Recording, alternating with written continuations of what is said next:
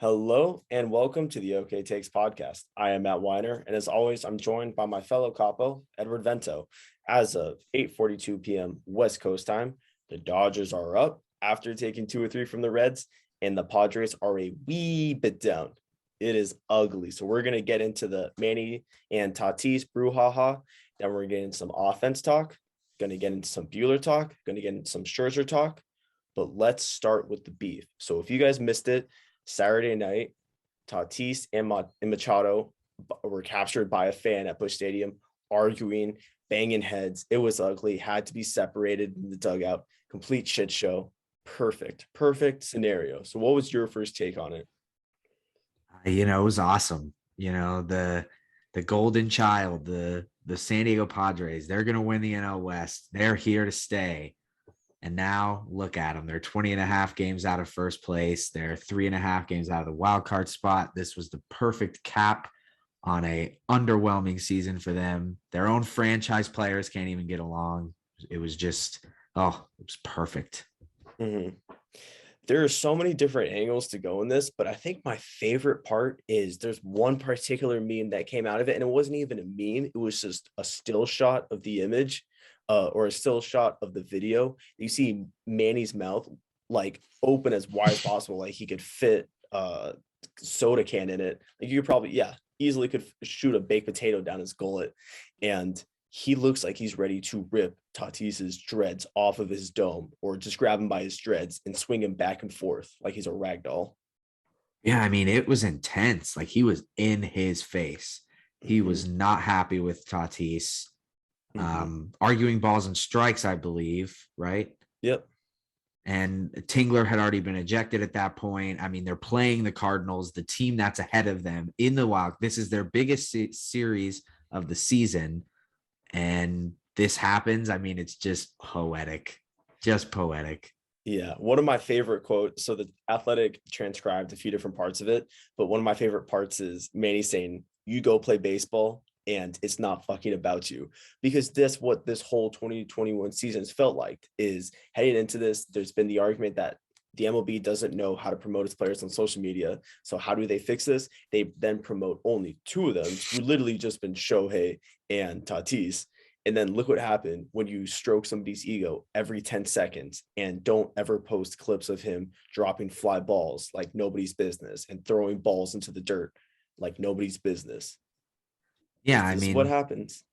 Tatis is the golden boy for the MLB. I mean, and look, I love him as the face of baseball. I think he's like a perfect guy to be something that could maybe spark a new generation of fans. But this, yeah, like you said, this is what happens when you post about him every day, when he gets a walk and you post about it, when he maybe gets a bloop single to right field and you call him electric, like this, like he's gonna get put in his place. And we finally saw it for the first time. And for one of the, and speaking of first, I actually like Manny Machado in this. I'm all on Manny's side, where Manny's a fucking veteran. Manny has been in the game for a lot longer than we remember, like for a lot longer than I even remember about. And like he's been on the Orioles, like when he was on the Orioles, that was like early 2010s. He's been around the shit for a minute. So maybe you want to take the guy's advice who is able to play a good amount of time in the bigs and then sign a 10-year contract. And when he says it's not about you, and when he's saying, because the whole argument was, it was this weird thing of like Manny is telling Tatis not to argue with the ump. So then Tatis argues with Manny for telling him not to argue. It's just like weird trifecta of people just getting mad at each other and telling the other person stop arguing. But yeah, so because Manny knows Tatis is a lot better on the field than in the bench, than on the bench and just walking around through the clubhouse. Yeah, I mean, you're totally right. Manny has been around for a long time. Love him or hate him, he's a veteran. He knows what's best in the situation, and I totally agree. This is something I would never thought I'd say, but I agree with Machado. I am on Machado's side on this one. Because I'm pretty sure that Manny might have made some of these mistakes on his own, give or take. Yeah, but yeah, Like, he's grown from it and he's learned from it. yeah, I mean, that's the one thing is that because Manny's been a superstar, like Manny was the new shiny toy that everybody wanted to play with, Mhm. and now he's grown. But I actually want to take this a little bit, and I want to wrap up the brouhaha with this one thing, but do you remember oh I can't when they fired their fucking pitching coach in the middle of August and they said he was not a scapegoat, nobody should be worried. Look at us now on September 19th. 15 games to go, and look at where it's gotten them. Because nothing says this is the meme of the dog acting like everything's fine and it's a burning house around where it's flames all around him. That's pretty much what it felt like, because you're trying to say, oh no, it's all cool, but we fired a pitching coach late into the season, and that's not usually what a playoff team does. No, that was a red flag if I've ever seen one. Then and my favorite quote of all time is, don't worry, he's not a scapegoat. So that was just all time. The Larry Rothschild firing is hilarious. So unbelievable. Look at your God, this is the best part about Twitter, because we could say all these mean things about Tatis and then have the image of what happened today with Mookie Betts. So if you're watching the Dodgers this afternoon, awesome moment. The Dodgers were blessed with having the great fan moment of the weekend. There's always one or two, and the Dodgers were able to win that medal. So Reds rookie TJ Friedl hits his first career home run into right field. And Mookie was aware that it was his first career home run. And for the fan that caught the ball, he asked for the ball back so he could give it to TJ. And he told the fan, you know what? I got you. Next inning, comes back with a game used signed bat. Oh, that's just awesome. Oh my God. Watching Tatis and Manny burn, the Padres burn. And then we have, the real face of baseball. Yeah, why isn't Mookie Betts propped up as the face of baseball? Because he's not going to win the MVP. Yeah, but neither is Tatis. I mean, it's up for debate, but I would say Tatis has a lot better chance of winning the MVP than Mookie. Well, yeah. If you want to put it that way, yes. But no, I mean, this was an awesome moment.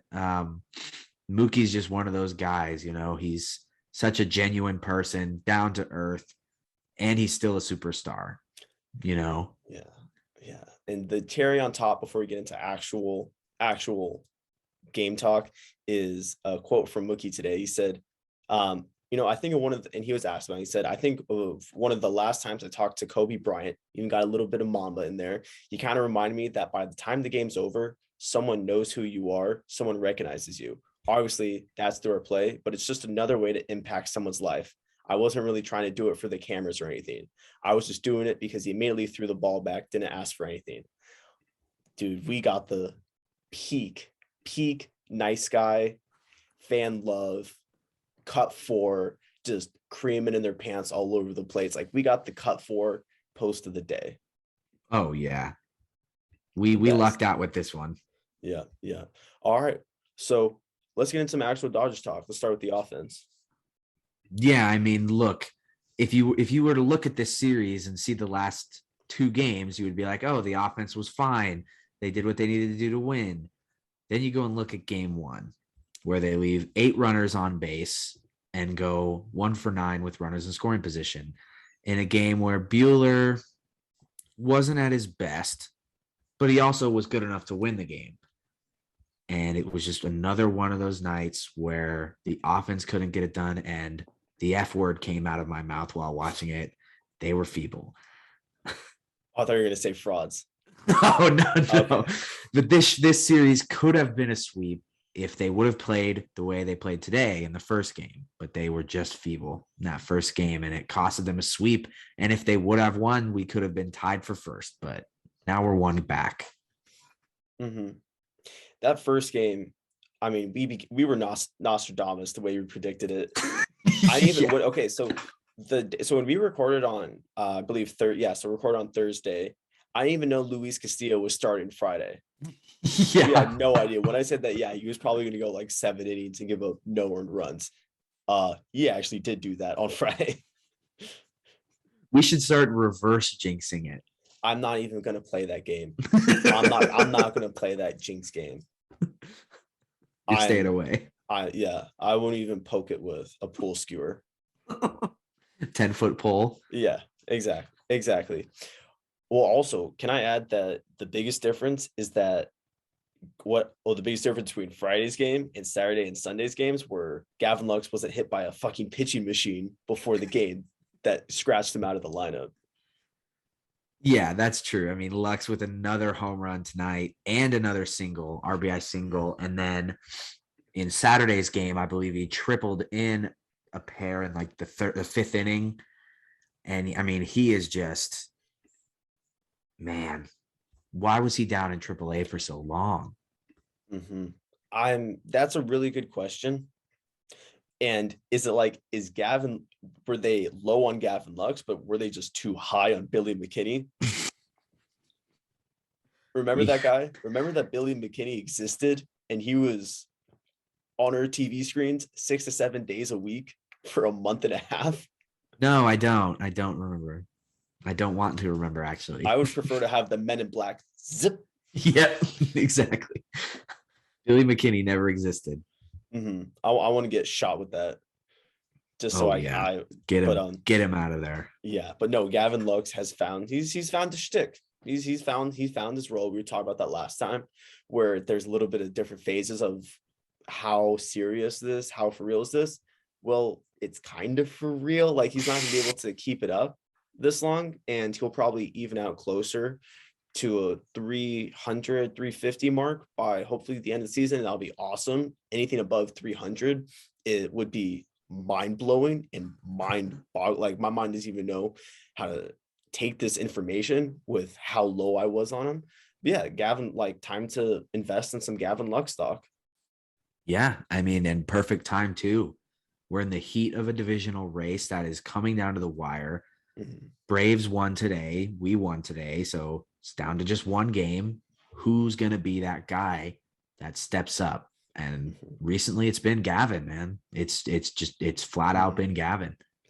Yeah.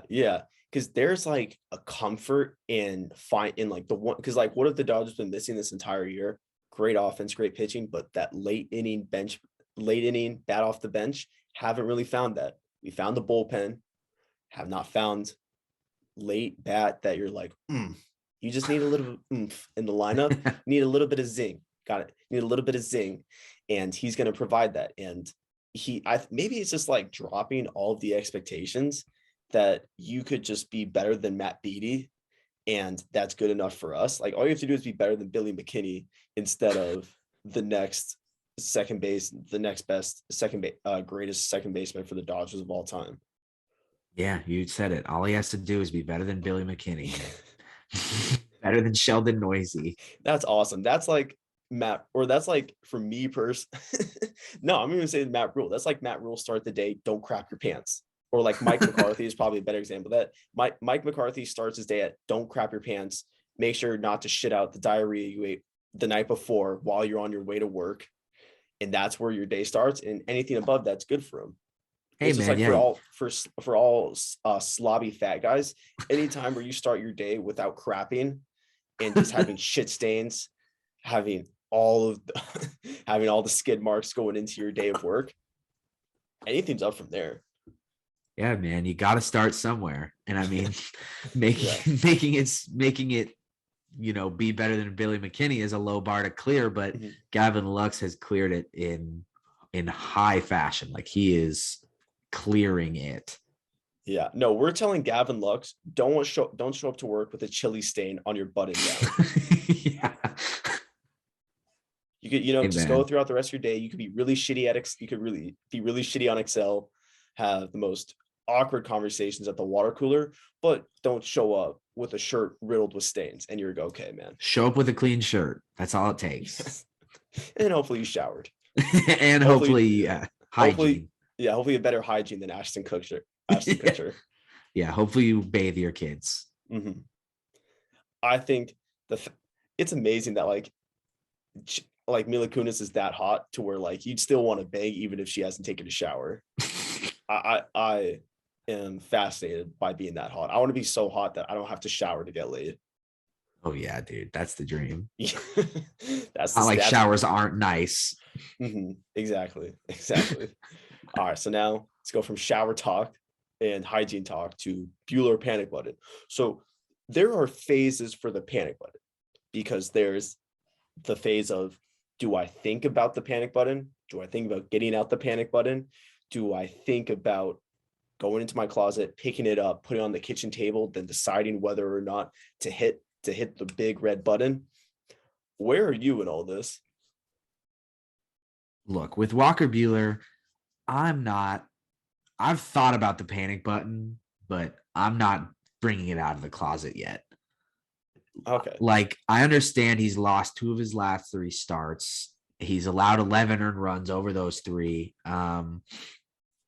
He 19 hits, 5 walks. He has not been good, but he's working the kinks out. He's hitting. Every pitcher, every team, every hitter goes into a slump.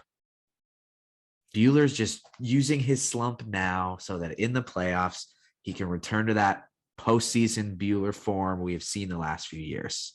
So I've thought about the panic button, but I'm keeping it in the closet for now. Because let's remind ourselves about how good he was, and then like his ERA shot up. So on August 25th, his ERA was 2.02, and now it's at 2.39. So he had one god awful start, absolute shit show against. That was the Sunday night game against the Giants, where he went 3 innings, 7 hits, 6 earned runs. And then the last 2 really weren't that bad, but we talked about this on an episode a while back, is that Buehler's greatness is measured in what are considered as bad starts. So quality starts are bad. 7 innings, 3 runs is bad. Well, like so on September, he pitched September 11th.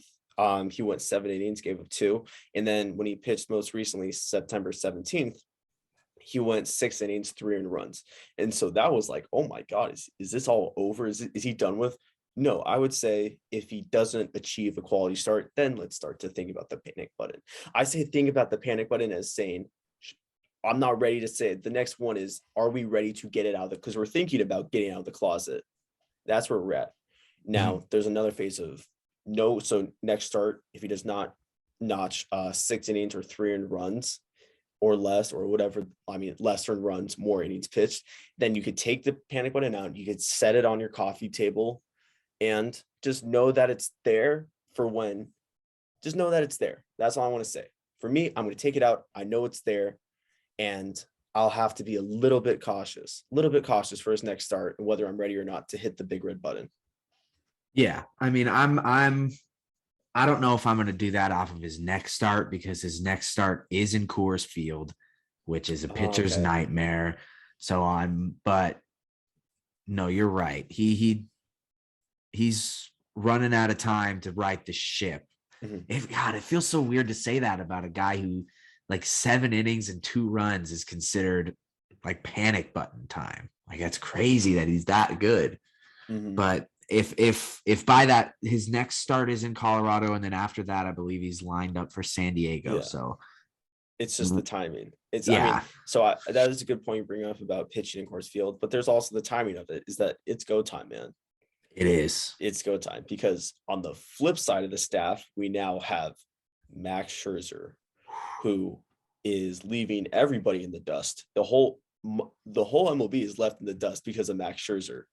It's just incredible. So after his start on Saturday afternoon, his career as a Dodger so far, 58 innings pitched, 0.78 ERA, 79 strikeouts, 7 walks. And just, oh my God. Like we always say, like, oh yeah, he's one of the best in the game. He's the best in the game. Oh, right now, absolutely. Nobody's pitching like him. People are saying, like, Walker Buehler pitched his way out of the Cy Young, but also Max Scherzer pitched his way into it. Like, ever since he got traded over here, he pitched his way into it. So he's been, best deadline deal ever. It's probably begging the question. But and that's like kind of like Bueller is catching a lot of stray bullets, and it's just because of how good Scherzer is that there's like a common argument of, is Scherzer the guy for the elimination game? Yes. Bueller not being the guy when our season is on the line, does that make him bad? No. It's that simple.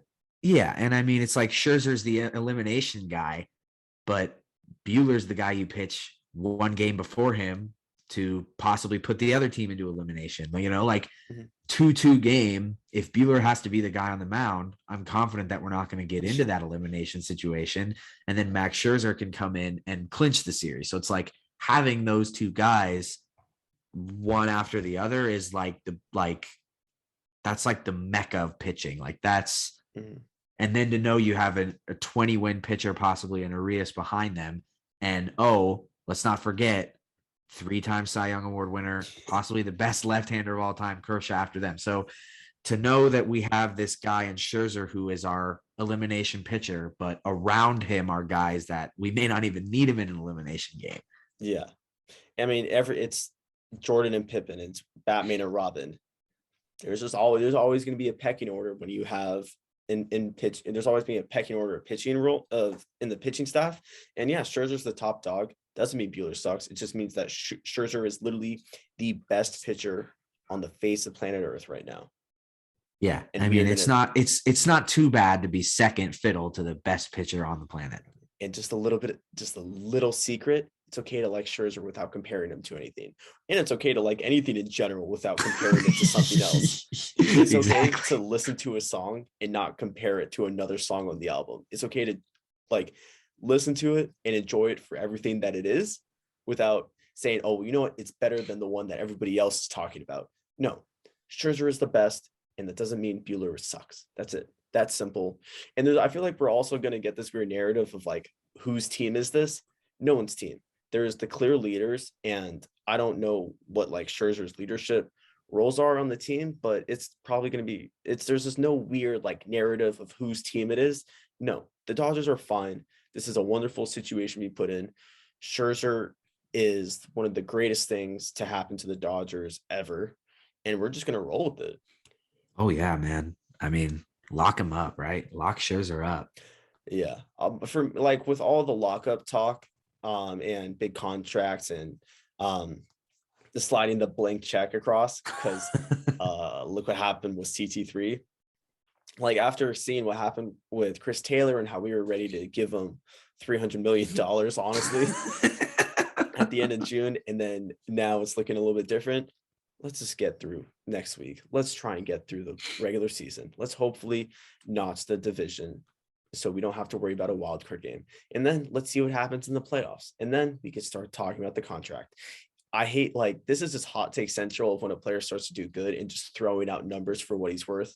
Well, let's just try to get through 21, please. Let's just win the damn thing. Yeah, let's just get through everything and then we'll worry about the money. Because guess what? If the team fails miserably, ain't jack shit matter about any contract talk you had on September 19th. Nope, doesn't matter. No. All right, so I feel pretty good wrapping up right now. Is there anything else? No, I mean, just good vibes, man. One game behind. Let's go win this division, man. I'm sick of being behind. Mm-hmm. Going in. So I guess my last thought is I've already told myself the Giants won the division. And then anything below that is like, okay, because I know we're already going to be in the wild card game. It's like taking a pair of jeans out the dryer, noticing that you had $1 in your shorts or in your pocket. Yeah. And one more thing, when you were saying it's okay to like a song on an album and also like another song, it's okay to like Donda while also respecting Certified Lover Boy. I feel like that needs to be said. No truer words have ever been spoken. You don't have to compare the two. They act like two legends can't coexist, man. That's all I have to say. It's nuts. All right, so that will be wrapping up episode 29. Thank you guys so much for listening to not even this episode, but all the episodes. I appreciate everybody who's listened so far. I just got the notification that we've hit 200 total listeners for all the episodes. Let's go. So thank you to all you guys. I know 99% of those are from my parents, so shout out my them sisters too. Yeah, exactly.